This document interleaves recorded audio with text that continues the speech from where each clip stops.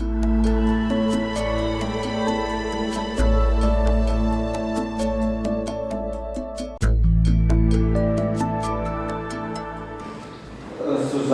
Kranz-Joldič iz Siriusa Kan nam bo v predavanju predstavila, kako drugače biti ona mentorstvo za individualizirane načrte dela.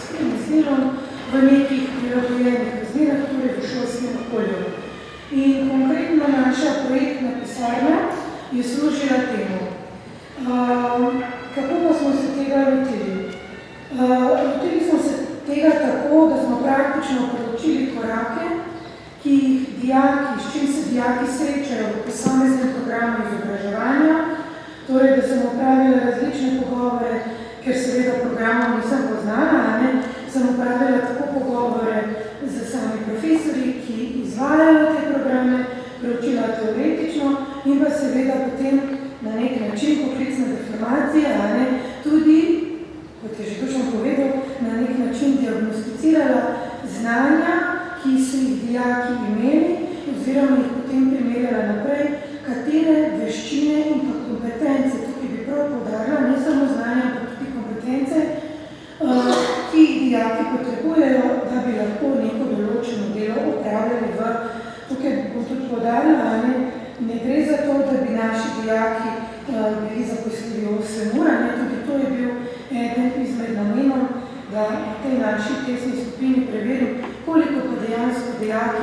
lahko upravljajo delo, ali je to 4, 2, 8 ur. In če grem naprej, mi smo imeli najprej v enem obdobju skupino, ki je izvajala torej praktično usposabljanje z delom v umetni situaciji, v naši projektni pisarni. Smo pa pripravljali tudi dijake, da so izvajali praktično usposabljanje v delovnem okolju. In zdaj bi vam predstavila ta načrt, kako sem si jaz zastavila delo in pripravila načrt za delo tako z mentorjem, ki se mi zdi zelo pomembno, da boste tudi videli zakaj in pa tudi za samim dijakom. Na tem mestu sem izhajala iz dveh ključnih predpostavk. In sicer, kaj je pomembno delodajalcu, kakšne so njegove zahteve in kakšne kompetence naj bi imel nek delavec. In na drugem mestu, kako zelo je pomembna pripravljenost mentorja. Kako zelo je pomembno, da mentor dijaka pozna, da pozna njegove zmožnosti in pa tudi omejitve pri tem delu. Kaj sem želela tukaj spostaviti? Ko sem govorila z delodajalci, sem jih vprašala, kakšnega delavca pa vi želite, oziroma kakšen je tisti delavec. In najprej sem dobila vprašanje, mi želimo takšnega, ampak se pa zavedamo, da imajo vaši dijaki tudi primanjkljaje. In smo se najprej osredotočili na to, kakšne so njihove zahteve po dobrem delavcu, če lahko to poimenujem. Delavec mora biti učinkovit, mora poznati delovne procese, mora biti pri delu samostojen, fleksibilen, inovativen. In če se spomnite predhodnih drsnic dr. Dušana Rutarja, mislim, da je imel 4-5 takšnih stvari tudi napisanih, in je še posebej podaril, da mora biti priden. Jaz nisem želela te stvari zdaj izpostaviti. Zdaj je to dobro ali slabo, jaz sem v tem primeru izhajala izhodišče delodajalca, kako in na kakšen način se z dijakom približati delodajalcu, da bo dijak imel lažji prehod in pa tudi v drugi meri, da bo mentor, ne bo to zajemal to delo mentoriranje dijakov s posebnimi potrebami kot oviro. Potem, takoj na drugi strani, sem pa seveda izhajala tudi iz tega, kako zelo je pomembno, da mentor dobi informacije dijakov. To ne pomeni, da mu predstavimo, naš dijak pa ima cerebralno paralizo. Delodajalcu to ne pomeni praktično nič. Ne pozna dijak. Cerebralna paraliza je verjetno že slišal. Torej, na kakšen način mu predstavi. In izkazalo se je zelo pomemben ta oseben stik. Da sem dijaka predstavila, povedala o njegovih značilnostih, da ne gre za neko predpostavko in kaj sem tukaj še želela. Želela sem, da mentor ne izhaja iz predhodnih bodisi negativnih izkušenj oziroma iz predpostavke oziroma predvidevanja, kot sem tukaj napisala, da invalidi so nesposobni, nezmožni, prikrajšani, da pač imajo posebne potrebe in kaj k temu pritiče. To pritiče k temu, da ima mentor strah lahko, ko prihaja takšen dijak na prakso, ima odpor, ga ne želi na praksi. Po drugi strani si pa nisem želela, da bi bil dijak pomilovan in želela sem, da mentor dejansko da dijaku nalogo, ki jo realno zmore, zato da bo doživel uspeh, da ne bo dijak nenehno izpostavljen neuspehu, da bo potem zadovoljen, da bo motiviran in da bo rad prihajal na delo. Po drugi strani pa tudi to, da mentor ima vodjo organizacijo, ker vemo recimo ta dijak, ki vam ga bom še izintile dijaki, so imeli v ozadju korporacijo in mentorica je bila poslovodja trgovine, kar pomeni, da poleg dijaka ima tudi skupino delavcev, ki jih mora voditi in pa seveda mi vsi vemo, nažalost, je glavna stvar, ki pa vprašajo poslovodkino, kakšen je bil zaslužek dana. Tudi to je treba vedeti, da delodajalca ne smemo prikrajšati za njegove osnovne stvari. Tudi to je bilo eno izmed izhodišč. Zdaj, kako sem si postavila še naprej malo podroben načrt.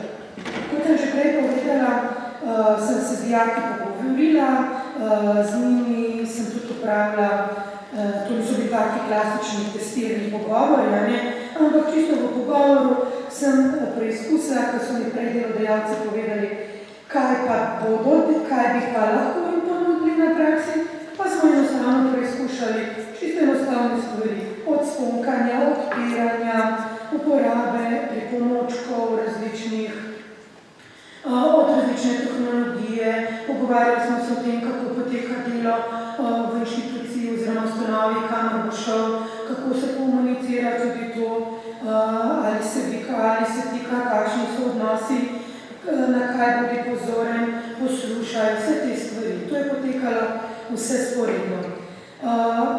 Torej, v tem delu je bila potem tudi predstavitev dijakov mentorjev, osebna na delovnem mestu in to je bilo tudi ta zelo pomembna komponenta, da smo videli delovno okolje, v katerega dijak odhaja, ko smo tudi videli v nadaljevanju, kako pomembne so pa tudi prilagoditve delovnega mesta za naše dijake, ki so gibalno ovirani. To so bili pa moduli, tukaj sem vam napisala, jaz sem to pomenovala moduli, ki so bili iz naše projektne pisarne, ki so dijaki obiskovali in to so bili nekako moduli, ki sem jih jaz precenila, da so pomembni oziroma na teh področjih smo delali v sami projektni pisarni. Torej, razvijali smo veščine poslovnega komuniciranja in socialnih veščin, ker ocenjujemo, da je to zelo pomembno in vemo, da imajo lahko primanjkljaje na tem področju in da se lahko še izboljša. Potem priprava dela, vodenje dokumentacije, ker vemo, da je potrebno tudi imeti pri nabavi, v kateri so potem delali, so nabavljali recimo v trgovini živila za drug dan, je bilo tudi zelo pomembno sistematičnost, kako se to opisuje, sporedno s tem tudi uporaba sodobne tehnologije, uporaba Excela, uporaba različnih programov, s katerimi so se potem tudi spoznali v samem učnem oziroma delovnem okolju. Potem smo nadgrajevali znanje, ki so ga pridobili v šolskem okolju. Tukaj bi mogoče izpostavila, kako sem se jaz tega, kako sem si jaz pomagala. Recimo, ko smo se učili, kako skenirati, kopirati. Seveda, dijaki v svojem šolskem okolju obvladajo tiste multimedijske naprave, s katerimi delajo. Ko pa prideš v neko novo okolje, pa je to nek kopirni stroj, ki ga je dijak prvič videl, je potrebno dati neko pomagalo, ponazorilo. Zato sem pač praktično poslikala kopirni stroj, funkcije kopirnega stroja in naredila en tak pripomoček, na katerem je imel, kako ga vodi po procesu skeniranja, kopiranja in pa drugih stvari. Seveda, to je bilo potrebno predhodno pripraviti in pregledati delovno okolje, v katero pač dijak odhaja. Enako je bilo tudi v naši simulacijski situaciji, kjer sem pač tudi nadgradila tako, da dijaki v učilnici poznajo svoj stroj, potem smo jih pa pač učili delano stroje, s katerimi niso tako bili vešči, oziroma so se spoznali prvič. Torej, tukaj je bil zelo izziv, namreč želeli smo, glede na to, da je bila tudi korona, ki nas je nekaj priučila, smo tudi uporabljali smo uporabljali Teamse, zato da so dijaki imeli tako, da so recimo iz mailov delali, imeli so tudi na Teamsih svojo skupino, kjer so se zbirale stvari in pa smo imeli noter tudi dnevnik. Pri teh veščinah poslovnega komuniciranja in socialnih veščin smo ustanovili kar, mi smo to pomenovali jutranji sestanek, ki je bil ritualen in sicer vsak dan, ko so bili to administratorji, je vsak dan bil nekdo zadolžen in je vodil jutranji sestanek. Na tem jutranjem sestanku se ni pila samo kavica, ampak se je dejansko naredil načrt dela. In vsak dan je bil nekdo zadolžen, da je dežurni tajnik, mi smo ga tako povali, ki vodi delo, planira in hkrati je tisti dan moja desna roka in nadzira delo tudi svojih kolegov, Torej, zjutraj se je povedala, včeraj smo naredili to, pa to, postavilo nam je še tole, torej danes nadaljuješ ti, potem smo pa pred zaključkom, preden so odšli spet ko so zaključevali, smo pa spet pregledali, kaj smo naredili in naredili načrt, kaj potem naredimo drug dan in ta je potem moral to predati naslednjemu, naslednji vodju. Torej, pri vsem tem, da sem jaz lahko temu sledila, ne vsem nalogam in tudi kompetencam, da sem vse te stvari nekako, je bilo potreba pregledati učne načrte, se pogovarjati s profesorji in pa tudi z mentorji, ker mentorji imajo tudi, bomo rekli, druga pričakovanja, višja. O samem prilagoditvi delovnega okolja vam bom povedala večkrat kasneje.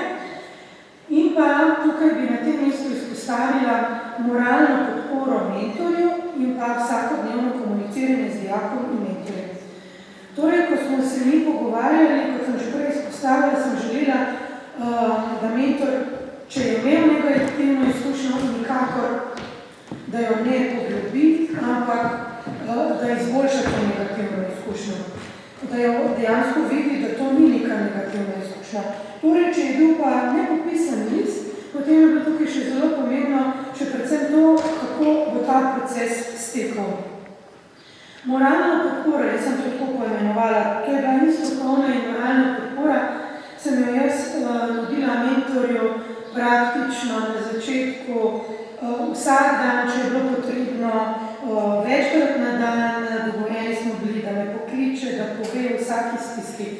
In recimo kljub temu, da smo šli zelo načrtno, sistematično, kot vidite, da smo očitno tudi malo sistematična oseba, smo se mi tega tudi lotili. In mentorjem je bilo to zelo koristno, so se počutili varne in čutili so zelo mojo veliko podporo. Ampak kljub temu, ko je prišel dijak na prakso, po dobre pol ure me kličejo, se na malcu gre sam. Ja.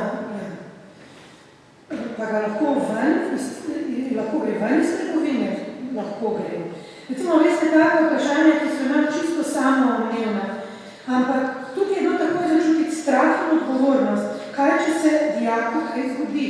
Seveda, mi smo se pogovarjali, vedeli smo, kakšen dijak gre na prakso, da je samostojen, da je zmožen te poti, da stanuje v bližini te trgovine, da drugače tudi samostojno hodi.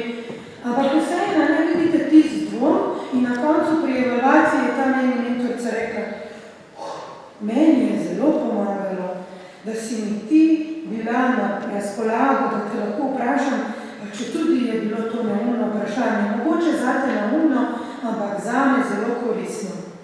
In mi je zelo pomagalo pri tem. Potem, ali lahko ne vem konkretno, mi smo bili dogovorjeni, katere delovne naloge bo potem dijak opravljal v tej trgovini. Ampak je naletela na problem, kako pa ni razložil dijaku, da mora iz prodaje izločiti izdelke, ki imajo samo še en teden rok trajanja. Nam je to čisto enostavno, ne? Pogledamo na uro, danes smo 26. odštejemo 7 dni stran in rečemo, ampak ona svojemu delavcu dano nalogo reče, vse, kar ima rok trajanja, da bo čez en teden poteklo, izloči iz prodaje. Ona to rekla dijako, sta stvar, kako, kaj ne naredim in kako bo ne rečem, kaj bo ne rečem, ona ne razume. Ne, tako je strah in potem se je noč povemo, da tist odšteje 7 dni in to je to. Vse, kar je do 19. kar je po 19. ne pusti noter. Take stvari, ko so recimo nam, to pa je prednost, ne recimo mi kot pedagoški delavci na drugačen način razmišljamo. Delodajalec razmišlja drugače. Ampak mi smo te stvari reševali tako sporedno s tem, bom rekla, za kot. Zdaj, vsakodnevna komunikacija z dijakom je bila pa tudi zelo pomembna. Predvsem zaradi tega, ker je bilo v tem času obdobje, ko so se vsakodnevno spreminjali ukrepi. Vsakodnevno se je moral dijak testirati pred prihodom v službo, seveda imel je ogromno stika s strankami, mi tega nismo mogli ga izolirati, ne? Če je bilo njegovo delo, da dela v trgovini in je bilo treba zjutraj z njemu preveriti, se mora testirati, se ne testira, se včeraj popoldan testiral. Potem, zaradi tega, ker je v tem času bilo tudi veliko zbolevanja delavcev, na srečo mentorica njegova je zbolela, ko je odšel iz prakse, to nam je bilo velik plus. So pa sodelavke zbolevali, seveda, in je bila potem fluktuacija novega kadra. Mi tega sicer nismo takoj na začetku predvideli, ampak ko je meni prvič rekel drugi dan, mi imamo pa okužbo, jaz nisem bil, sem jaz začela razmišljati, to pomeni novi delavci, navajanje na nove delavce, to pa zna biti problem, kako se bomo tega lotili. Mi smo se tega lotili pač tako, da smo delali, da sem delala z njemu, da sem mu pač povedala, da različni ljudje, da mogoče ta je malo bolj prijazna, zato ker nima doma težav. Tukaj smo se zelo pogovarjala vsakodnevno o tem, kako se on počuti, kako se počutijo tudi druge, da tudi on mora razumeti druge, da so lahko vznemirjeni, utrujeni, da nosijo sabo, da njegove sodelavke delajo po 8 ur, da delajo še več, da nosijo sabo težo premena, ki jih pač jim nalaga delodajalec, in da mora tudi on biti subtilen in empatičen na ta način, da poskuša začutiti tudi svoje sodelavke. Seveda, to ni tukaj enostavno, ko se zdaj sliši, ampak moram reči, da je kljub menjavanju kadra upravo zelo dobro se je odrezal in da menjavanje kadra ni tako vplivalo na njega. Potem smo se tudi pogovarjali o tem, ker je tudi on stisko. Jaz pa nisem razumel, a lahko ti vprašaš mentorico? Jaz ti lahko pomagam, kako boš ti vprašal mentorico? Ne bom pa jaz poklicala mentorico, pa je rekla, ni te razumel, pa mu lahko še enkrat poveš. Ja, kako ji pa ne jaz zdaj to povem? Ja, ne vem, mogoče bi začel oprostite, vi govorite prehitro, če govori prehitro, ali pa oprostite, jaz pa vas ne razumem in da vam nekaj ugotoviti, če se ti ne razumeš. No, in sva ugotovila, da v bistvu on jo razume, da on razume tudi navodila, ampak si jih ne zapomni. In sem rekla, in kaj misliš, že bi bila pa pola rešitev, in sva pač prišla do tega skupaj, jaz nisem njemu želela reči, da si povzami beležko pa kuli, ker lahko da to njemu ni blizu način. In sem rekla, kako bi se pa ti tega lotil? Kako pa ti v šoli, da nekaj ne pozabiš? Jaz si to zapišem v telefonu. Ja, gledam, kaj pa misliš, bi to tudi tukaj šlo? Ja, maste pa res prav. Tudi da sva skupaj pa šla, nisem želela dajati rešitve na trenutke, če sem videla, da je v stiski sem ga malo porinala v situacijo, in pa mu poskušala, da čim bolj samostojno prišel do rešitve. Zdaj pa same prilagoditve delovnega okolja in delovnih nalog. Ko sem prebirala različno literaturo in zdaj tudi v zadnjem času je bila upravljena analiza praktičnega usposabljanja z delom v času korone, so tudi delodajalci dali povratne informacije, sem se spraševala s tem, mogoče je pa lahko to, ko mi rečemo delodajalcu, da je potrebno prilagoditi delovno okolje za gibalno vernega dijaka, da je lahko za nekoga to pa velika ovira, zato ker ne ve, kaj to pomeni in ne vem, če rečemo prilagoditi, kaj pa oni zdaj mislijo s tem, verjetno mislijo, da bo treba vse spremeniti. Zato pač mi te prilagoditve res nisem omenjala, dokler nisem jaz bila v konkretni situaciji, dokler res nisem videla te pisarne, kjer bo pač dijak upravljal prakso, dokler nisem videla skladišča in trgovine. Potem sem se jaz to malo poslikala, doma malo razmislila, kako bi se to dalo minimalno prilagoditi, govorila z delovno terapevtko tega dijaka pri nas v centru in skupaj po slikah z njo razmišljala, kako bi mi zdaj to prilagodili. Dejansko smo rabili vse, kar smo potrebovali, je bila ena škatla, da se je dal pod noge, zato da mu noge niso vesele in pa dogovorili smo se, kako on stopa na tole lestev, zaradi tega, ker dijak ima težave s koordinacijo, z ravnotežjem, pri samem gibanju ima tudi, bom rekla, nekaj nehotnih gibov in če bi recimo mentorica ga prvič videla, je tudi bilo temu tako, da se je prestrašila, da bo padel z lestve. Potem je on to demonstriral, kako on to naredi. Obe dve so ostale brez besed, ker tudi jaz nisem pričakovala, da tako hitro zleze na to lestev in da je praktično varno to zanjega. Sicer je mentorica ga par dni mu ni dovolila na lestev, dokler ga ni spoznala, na koncu pa je celo zamenjal žarnico. Sicer to ni bilo v opisu ovih del in nalog. Zdaj, tukaj sem pa jaz, nekako sem si morala zadeve predstaviti, torej kako in na kateri stopnji dijaki so in kako bomo mi, kaj bomo mi želeli izboljšati, da bo dijak še uspešnejši v delovnem okolju. Naštela sem si dela, oziroma skupaj z dijaki smo mi naredili iz opisa poklica administratorja naloge. Skupaj smo potem pregledali, jaz sem nekako diagnosticirala infinomotoriko in posamezne dele. Seveda morate tudi imeti tukaj v zakupu, da vse sem jaz po osnovni izobrazbi defektolog, ne pa učitelj na srednji šoli, ampak vse moje znanje so mi pomagala. Ko sem opazovala dijaka, sem tudi nekako, dejstvo je, da tukaj je moja subjektivna ocena tudi noter, ampak lahko rečem, da je bila realna subjektivna ocena.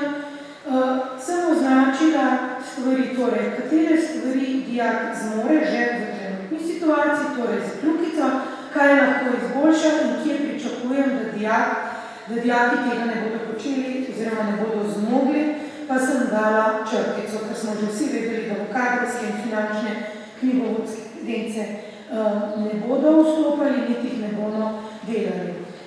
Potem sem naredila seveda po upravljanju praktično usposabljanju z delom, smo pa naredili spet eno analizo, kam so dijaki, kaj so dosegli v tej naši projektni pisarni, kaj so dosegli dijaki tudi na terenu.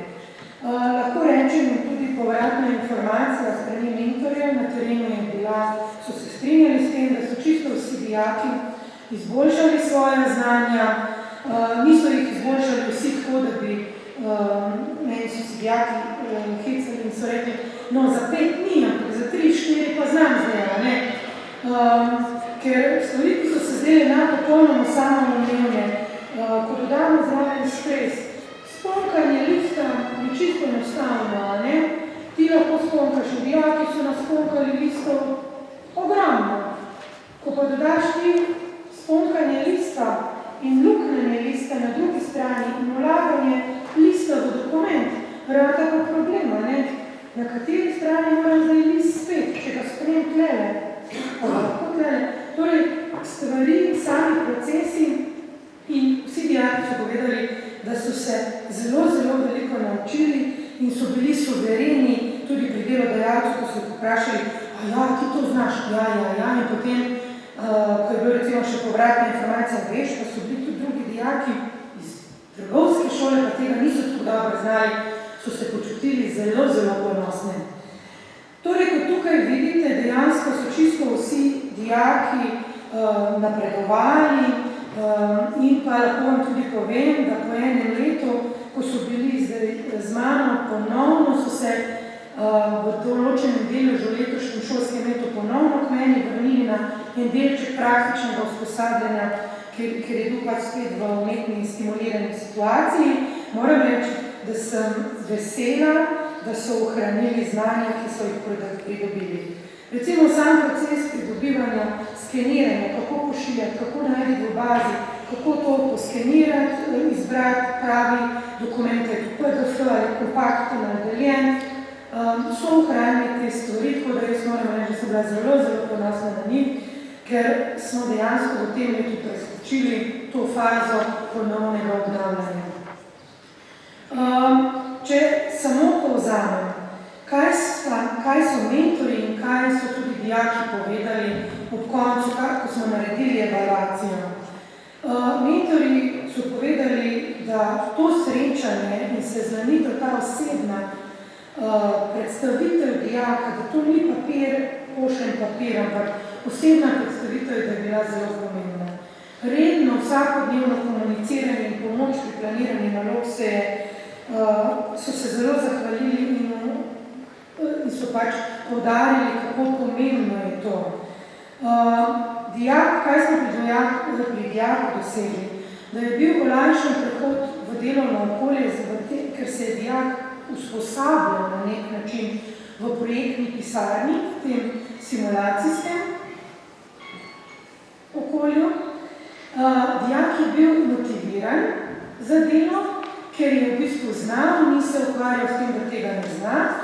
Videl je nek smisel v tem, bil je uspešen in kaj je pri tem dijaku tudi, kaj je v bistvu ta, da je bil uspešen, kaj je pri njemu vodilo. Dijak se je kljub svoji oviranosti, kljub vsemu temu, potem odločil, da se odloči in zaprosi tega delodajalca, kjer je upravljal praktično usposabljanje, da bi med počitnicami upravljal delo preko študentskega servisa. Tako da to je bil velik napredek, da se tudi sam izpostavil. Seveda smo tukaj dijaka pripravili na to, da mentorja v taki obliki ne bo imel. Smo pa ugotovili tudi mi, da sicer ta ni upravljal dolgo časa študentskega dela, je bilo krajše obdobje, ampak vseeno se je pa tukaj pokazalo, da bi še vedno potreboval vsaj delno mentoriranje nekoga, kar so mu potem na lastno roko tudi omogočili, da mu je bil nek drug študent neuradni mentor. Mislim, mentor, da ga je spodbujal in da mu je pokazal, ker seveda tam je v spredju produktivnost, hitrost in pa zaslužiti. Tako da, to sem vam želela danes predstaviti, najlepše se vam zahvaljujem in želim prijetno poslušanje še naprej.